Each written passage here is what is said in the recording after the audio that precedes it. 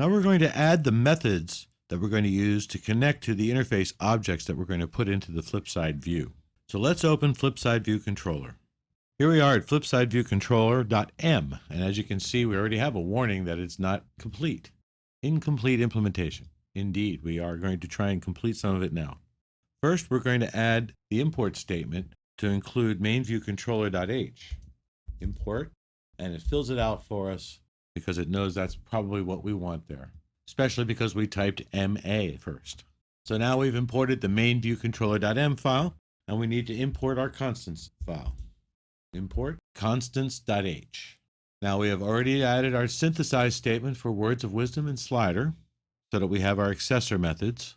But in the deallocation method, we're going to want to also, besides deallocating super, we're going to want to send a nil message to the delegate. Next, we're going to add the text field methods to obtain the words of wisdom. We're going to go down here to before the other pragma mark statement and put in these statements. Now, the pragma mark statement, as you see here for view lifecycle, we're going to type one in here to mark our text field methods. The pragma mark statement is simply a way to organize your methods in this methods pop-up list in the Xcode text editor navigation bar. You see the pragma mark statement with a label. We just typed in text field methods for this one, but you can see the view lifecycle one below it. The dash and space that's used in the view lifecycle pragma mark puts in this separation that you see here between these two. That's here, this dash. That dash and space after pragma mark puts in the line across that jump bar right here between text field and view lifecycle. So it's a very useful way to separate the methods into sections in that menu. So we're going to type in the text field methods. Let's start with bool, returns a boolean. Text field should begin editing, and it already fills out UI text field star text field for us. So we put in our brackets. The UI text field delegate protocol defines the messages sent to a text field delegate as part of the sequence of editing its text, so that when a user performs an action that would normally start an editing session, the text field calls the text field should begin editing method to see whether editing should actually proceed. And in most circumstances, you simply return yes from this method to allow editing to proceed, which is why it's set to be Boolean.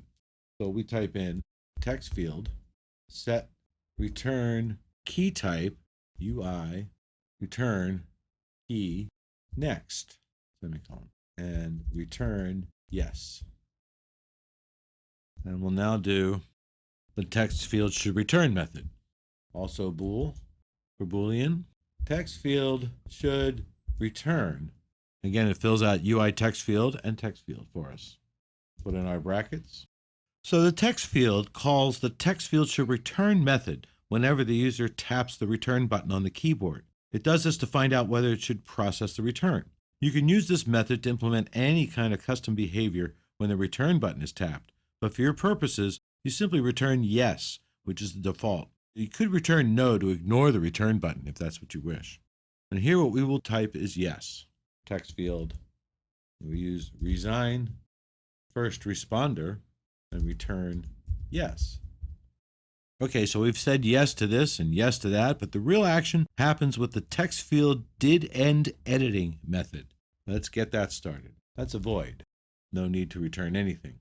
Text field did end editing. It already knew we wanted to type that. UI text field and text field. And let's put in our brackets. We're ready to type this. Words of wisdom becomes the text field text. That's it. After the text field resigns its first responder status, the text field did end editing method is called to tell the delegate that editing stopped for the specified text field. So you now enabled the user to edit words of wisdom. Now we're going to modify the viewDidLoad method to obtain the speed from the slider. After we've set the background color, we want to capture that slider value.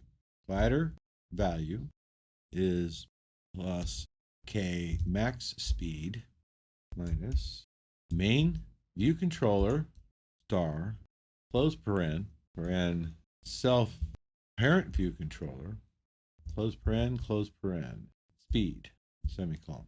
Code assigns the slider value to speed in main view controller. The text field is next.